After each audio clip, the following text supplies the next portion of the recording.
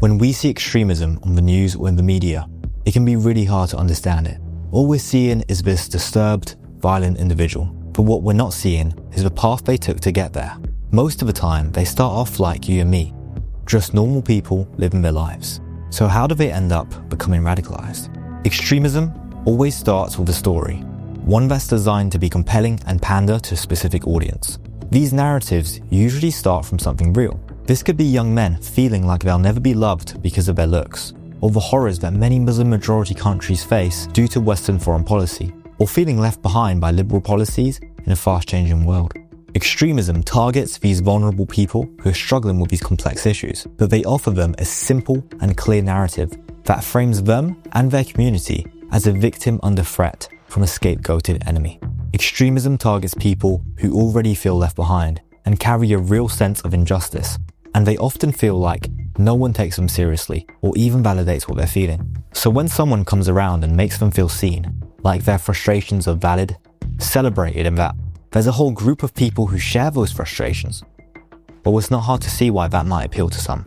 Our culture creates the perfect breeding ground for these horrible ideologies to grow. The rise of far-right extremism was enabled due to decades of liberal intellectualism. We've come really far in understanding and identifying racism and racial power structures, but telling people who are individually struggling with issues like post-industrialism or economic inequality that they're privileged isn't always helpful. You can see the same thing with inceldom/misogynistic extremism. We've come a long way in understanding sexism and gender inequalities, but simply put, young vulnerable men who feel like they're at the bottom of the social ladder, who feel undesirable and outcasted, they're not going to relate to the concept of patriarchy. And to make things worse, popular culture has for years been spreading myths about getting the girl if you're nice enough. In mainstream media like The Big Bang Theory, awkward men repeatedly violate women's boundaries, but it's played for laughs because they're just harmless geeks. These tropes shape how young men learn to interpret rejection.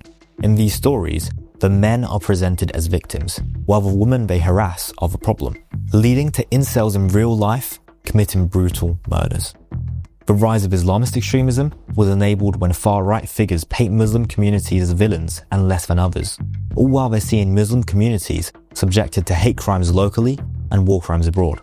In all these different forms of extremism, the targets feel like their hardships are disregarded, creating the perfect opening for a recruiter to step in.